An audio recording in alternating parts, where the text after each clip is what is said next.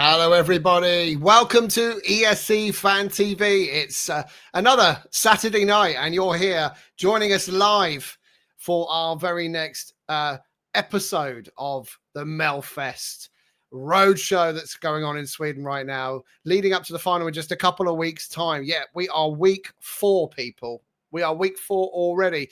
We've had so many excellent songs, and tonight we're going to talk about 6 more. And hopefully 6 more crackers. But before we get into it, let's say hello to the panel this evening. And as last week, we've got a small but quality panel. Let's say hello to my my co-host with the mostess, or co-hostess with the mostess, shall I say? It's Tom. Good evening, Stu. Yes. Did you miss me last week? No. Yeah, of course we did. Sorry, yes, of course. That's what the script says. I met Bobby Sock last week, mate. I'm fine. It's a bit like if you met Dolly Style. So, I think I'm still waiting. I'm still waiting for the call.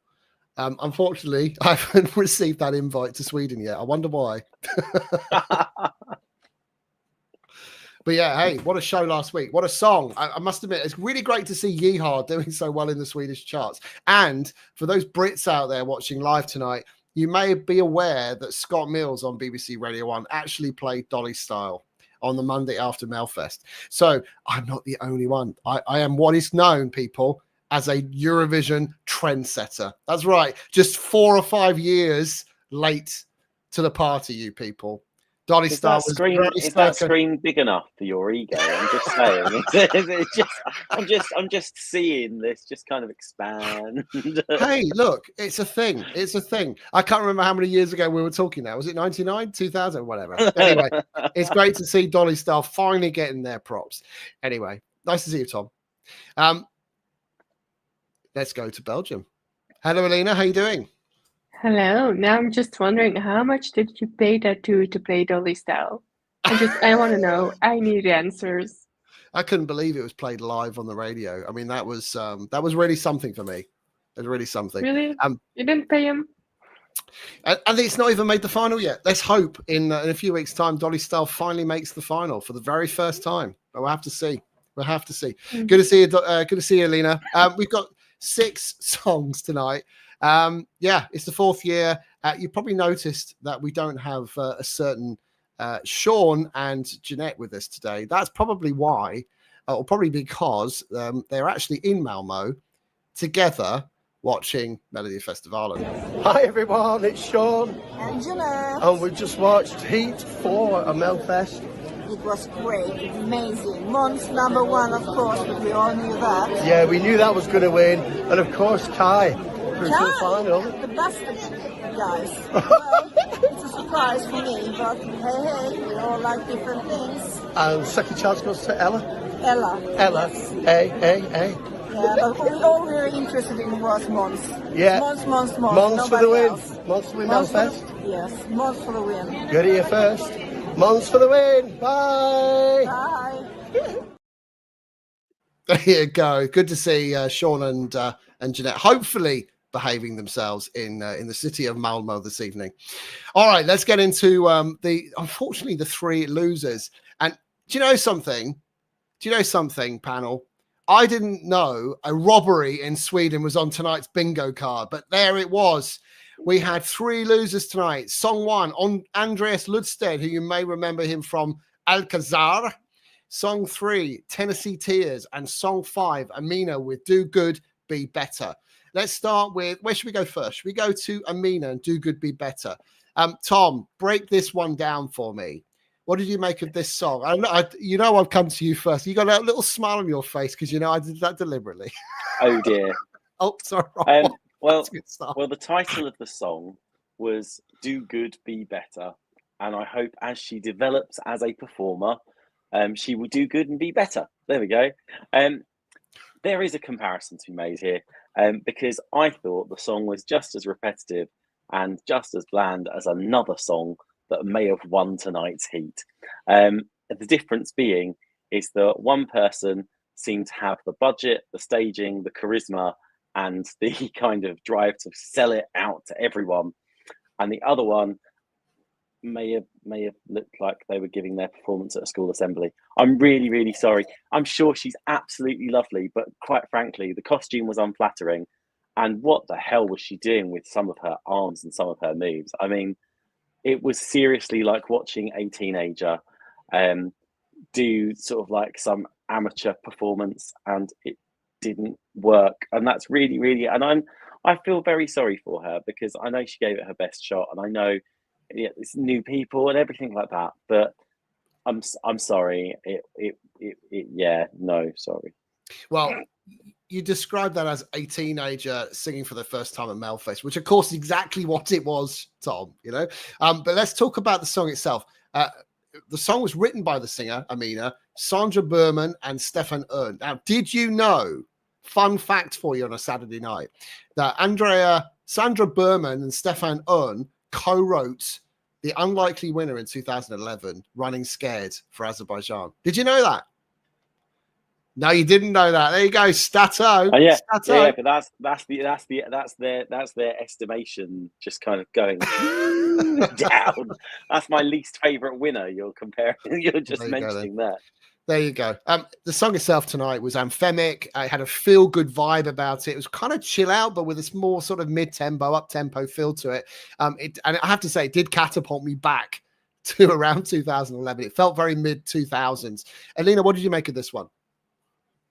To be fair, I did like the studio version, but it's like Tom said, like the costume was not flattering. I did not like that tulle thing on his shoulders and on her arm. It looked weird. Some of her movements did not make it better. But I did like the lighting. Like I thought it was new. Like just put on some lighting cord on the stage and just let it lay there. I thought that was like new. So yeah, that was one thing I liked. Yeah, and I mean, to be fair, her costume and the staging was very well coordinated, wasn't it? It was like a vision of purple dancing onto the stage. All right, let's move on from song 5. That was song 5. Never made it tonight. It didn't even get into Andre Chansen. There were two other songs that didn't make it either.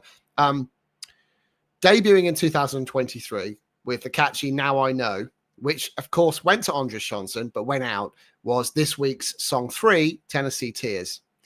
And we see Tennessee Tears there with their song this evening. The song was called Yours. And yeah, that didn't make it either, which is a bit of a shock really for me, because they love a bit of country in Sweden. And we had country throughout tonight's show. So I thought, this is really setting the scene for at least an Andre Chansen victory for Tennessee Tears. But nothing happened and they went straight out. What went wrong, Alina? Maybe it was the charisma between the two. Like, I don't know if my Swedish is that good, but I thought there were a couple, but aren't anymore. I don't know if I translated that correctly. But maybe that's why. Yeah, really? I thought they broke up after the last Melodifestivalen. So in my head, I was like, that's weird. I want to put my name, like, or how are the lyrics, like, I'm yours. And I was like, not anymore. So maybe that's one of the reasons. But I did like the Feel Good song. The only thing I thought was that her voice was a bit squeaky. I did not really like that. Interesting. A little bit of we got Gustav in the chat. It's good to see you, Gustav. It's just unbelievable since they were talking about how they broke up in their postcard. Okay, there you go. There you go. A little bit of Swedish coming through there. Thank you for translating that for us, Alina. Tom, I can imagine this was right up your street. Definitely wasn't mine, but I can appreciate it. What did you make of this one? Oh, I liked this. This was toe tapping. This was fun. This had a nice beat to it. I thought the melody could have gone somewhere a little bit more, but I thought it was quite anthemic. I thought it had sort of like, it was a bit of an earworm, wasn't it? I thought it kind of caught on. I thought it really kind of, it would have got people up and swaying and things like this, and, having a bit of a dance and a sway to some country. Just a very likable song, really. And I have to say, I was a bit sad not to see it get through to at least Andre Chansen, because I thought it kind of did deserve that. But do you know what? possibly not as good as their 2023 entry, but still one of the better songs there. There you go. Yeah, it felt a bit of a plodder for me, if I'm honest. It just kind of, and like you say, it was just kind of tap your foot and that was it. But anyway, I can appreciate it, like I say. The other song that didn't qualify tonight was, for me, the biggest shock of the evening. Andreas Lundstedt of Alcazar fame. And I mean, this guy knows Eurovision. I mean, he took part at Eurovision as part of 6 for 1 for Switzerland. I mean, I was there that day. That wasn't a good moment for him. It wasn't a good moment for Switzerland either. But he still managed to get to Eurovision somehow. Alcazar tried and failed a couple of times. They did really well. Finished 3rd at Melodifestivalen twice. And yeah, it's just not happening for poor old Andreas. What on earth went wrong tonight? Vicious is an up-tempo dance floor bop. And it's probably only slightly less camp than what you'd expect from the great old Alcazar themselves, Tom. Was this for you? And what went wrong this evening? Do you know what? This was my favourite. And do you know what? I suspect what went wrong is the fact it was on first. Literally, because I think there were a lot of good songs there. And I think when it comes to the voting and things like that, I mean, we know this anyway. People are quite fickle because they'll vote mostly for the last thing that kind of resonates in their head. Now, for a lot of people, that was the winning song of tonight. And then let's face it, the next earworm that was last kind of thing then went through direct to final. That, you know, that's kind of how it works. And I suspect that's how it worked for him tonight. I thought it was totally undeserved. The one thing I would say, and maybe this is just me being a slight conspiracy theorist here, in that I thought that the dancers and everyone they used around him were a lot perhaps older than perhaps they'd used amongst everyone else. It was almost like they'd aged the performance up. And that seemed to almost age the tune up a little bit as well. And I wonder if when we look at the voting for Melodifestivalen, if that will kind of filter through in how he's done with the lower age groups compared to the old people like us. Well, you say that, Tom, but just want to remind you, he's 50. He's in his 50s, lad. He's an old boy. He's older than me, but he looks younger than me. It's not fair. It's not fair. What's going wrong with the world? Yeah, I know. Yeah, I'm going to have this stitched here and pushed up and maybe this as well. Have the teeth. I've got to go to Turkey, have the turkey teeth. Got to go to Turkey, have the turkey teeth. Moisturiser, Stu. That's what it's about. Moisturiser. Moisturize. Oh, man. Save yourself the money, buy a decent moisturiser. Yeah, oh, my God. I wish I looked that good when I'm in my 50s. Elena, I was gutted for this. Actually, this is not the first time it's happened to an Alcazar member. Years ago, Magnus Carlsen, who was, by the way, formerly his boyfriend, then they had a big old split up, also failed with the song Live Forever, which was the favourite in that heat. Didn't even qualify. So this is not the... Yes, thank you very much, Gustav. No, I'm not quite 50 yet. Not long. But I think you'll probably beat me to it. Anyway, Alina, what did you make of Andreas tonight? What went wrong for the poor guy? I don't know. I have a thought about it because it has everything. It has a song, it has a name, it has the experience, it has the lighting, it has the dancers. But I watched it and I was just constantly thinking, this is a letdown. It was boring. It didn't came to me. I don't know what went wrong, or maybe my expectations were too high. I just don't know. Like, it was right up my alley because, you know, as a Belgian, we love the dancing, partying songs like the red, the black. It has everything that we like. And I did not like it. Fair enough. All right. Well, there you go. There's your 3 losers. I mean, at the end of the day, they're out now. Who cares? See ya. Bye-bye. Good night. Off you go. Right. We move on now to the song. I know, but who cares now, Tom? They're not coming back, are they? They can sit at home next Saturday and watch this show. Anyway, let's move on to Andres Chansen now. Was this a bit of a shock? Ella Tiritello, apologies, with the song Bara Du Adai. I imagine Gustav is rolling on the floor right now. Translates loosely as Only You Are There. It was written by David Björk, Adam England, and of course, former two-time and possibly the biggest Eurovision star of all time now, Loreen. Yeah, I mean, this was a really beautiful ballad sung in the middle of a stage on a giant upside-down cupcake. And I have no idea what the hell was going on with that. But it really, really was a very sweet song. Bit of a lullaby, very guitar ballady kind of thing. I mean, it's good. It was good fun. I enjoyed it. And yeah, nice for the 3 minutes. But would it have been in my top 3? Probably not. What was your views on this one, Tom? So this song was written by Loreen, wasn't it? Aline, yeah. Alina wrote it. Yeah. Aline, yeah. This was written by Loreen, and you can tell it was written by Loreen. And I liked it. I thought it had a good melody. I thought, however, I wasn't that keen on the staging. I liked the melody. I thought that was really good. I would have liked to have seen something a bit more challenging for her voice. There we go. I think that's probably the best way I'd put it. But do you know what? All credit to her. She's come in. She's given a cracking performance. She's got herself through to Andra Chansen. Do I think it's going to get beyond Andra Chansen? I've got to somehow be loyal to someone and back Dolly style, haven't I? Exactly. There's nothing being yeehaw. So I might just have to, do that instead. But yeah, do you know what? Perfectly pleasant. Thank you, Tom. Elena, what did you make of this one? Oh, I loved it. It was so cute and so girly and so Swedish and so I adore that song. And I just also think it would be wonderful if Sweden just sent a Swedish song to Eurovision. I would love that. But I hoped this one would go to the final instead of the sauna song. But yeah, things happen. Well, we'll come on to that shortly. Before we move on to the finalists tonight, which there were 2 of, just like to say hello to our nearly 200 of you watching us live this evening.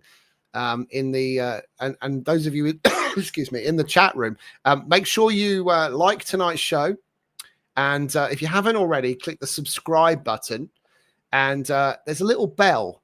You can tick that, which means that when we go live next time, you get a notification, and you also get a notification 30 minutes before we go live. You can also find us on YouTube, X, Instagram, TikTok, Facebook, and whatever the heck Mastodon is. You can find us on all of those different things. Make sure you follow us and stick around for our phenomenal content coming back over the Eurovision season. All right, let's move on then to our 2 finalists. Let's start with I don't know what was going on here. I've got to be honest. Song 4, Kai with Bara Bara Bastu, Just Take a Sauna. And the big question, I guess, is how literally would that be the case? I mean, it was designed as a comedy entry. Was it funny? I guess so. If you were Swedish, they voted it through direct to the final. And yeah, I'm not sure what to make of it. I mean, it's a kind of, if I was walking down the woods and I saw 3 guys wrapped in a towel, I'm not sure how I would react. And no one's surprised at all. Guess what? Gustav voted for it. There you go. Elena, I'm kind of not sure how to even talk about this. I mean, it was kind of fun. I liked it. Did I expect it to qualify? No. I expected it to fail miserably, but I expected to have enjoyed a song that failed miserably, not expect to enjoy a song that qualified that wasn't expected to qualify, if that makes sense. What did you make of this? Well, we're on the same page. I didn't think this would qualify. I liked it. I enjoyed it. Now, the only thing I want to do now is take a sauna. Every time I will be on the sauna, I will be singing the song in my head. So, yeah, it's a funny, gimmicky song. But I don't think this will win. Let's be honest. Like, it's not going to Eurovision. It would be so funny if Sweden sent this, wouldn't it? After everything, yeah. Måns Zelmerlöw and Clara. Tom, I mean, this. I'm not even going to ask you. Just talk about this for a second or two.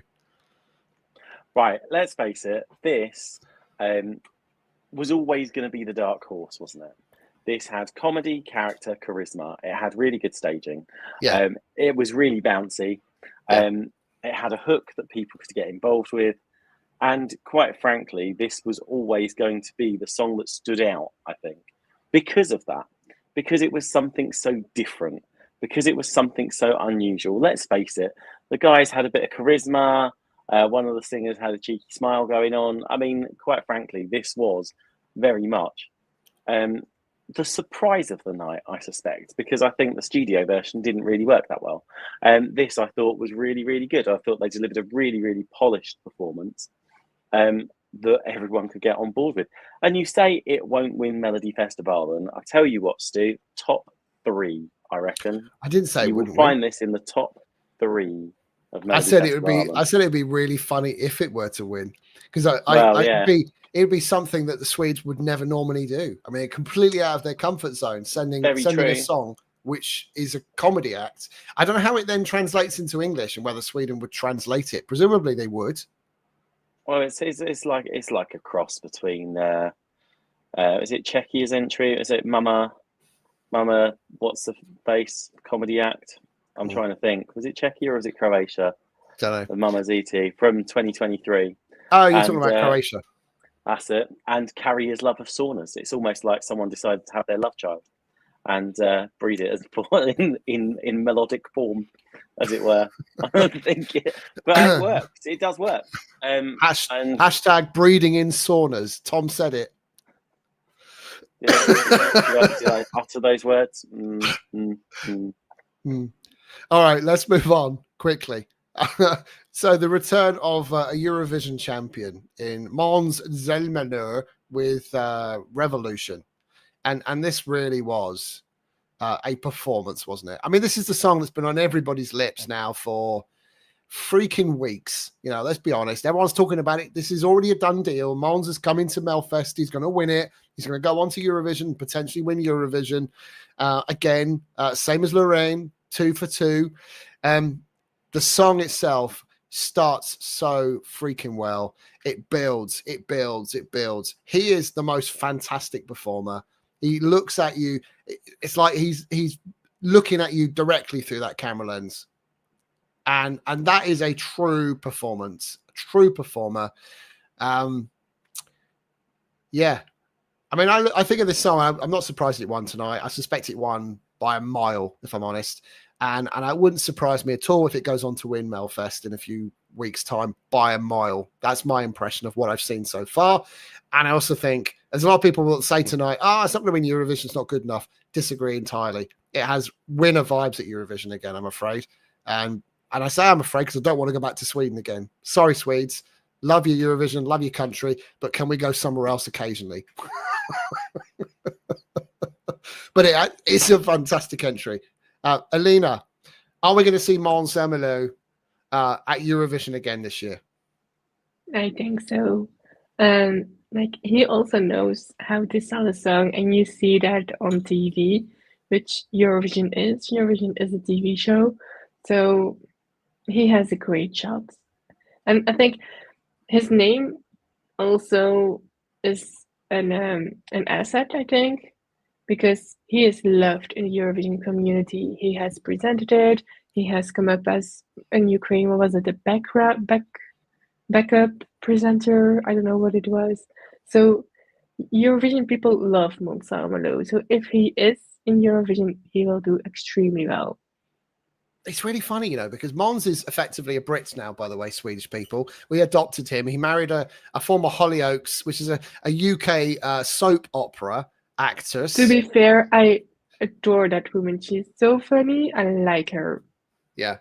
Tom will tell you a little anecdote in a minute about her dad, I'm sure. I mean, he's desperate to say this, and no one will know the joke because everyone else is young and we're old, Tom. But anyway, she's... You can do it in a second. Just hold your horses. And she was a good actress anyway. And they've had 2 kids together, live in the UK. So he's basically a Brit now. But he loves Eurovision. He absolutely loves it. Can't get enough of it. Wants to do Eurovision every year, I think, or be involved every year. Now he gets his chance. I have no doubt in my mind he's going to Eurovision, but That's just me. Tom, what do you make of tonight's entry? I mean, the staging's a bit Leslie Roy, isn't it? Mixed with the twins last year. That's how I sort of saw it. What? People said all the staging's a bit Leslie Roy. No, it's not. Leslie Roy's staging was poorly executed. That staging was not poorly executed. It worked really well. In actual fact, the staging it reminded me of was Benjamin Ingrosso, Dance You Off, because in actual fact, if you were watching it as a viewer on the screen, but aside from about the last 15 seconds, you could have been forgiven. You were actually watching a music video, which I thought was a really, really good way of doing it. The camera angles, the way it was presented and everything was really good. And it's a clear example of, really selling a song the best you possibly can, even if the song might not naturally be that good. Because I don't think it is, in my opinion. I think there are better songs out there. I'm really sorry. I think the song itself is bland and repetitive, a bit like Amina's song. The difference is, I said to you earlier, the staging, the charisma, the person selling it, and everything like that, plus also his reputation. I thought they did an absolutely cracking job with it. Did it deserve to come first this evening? Probably. I think it may have been closer than you think, however. Particularly if Andreas came fourth. And given the fact that a couple of people in the chat room, and I'm basing it on an incredibly small example, have said that they actually voted for Kai this evening, I think you might find that it was a bit closer than you expect. Doesn't mean to say it might not have been a landslide. I'm just saying it might not have been as big a landslide as perhaps people might suggest.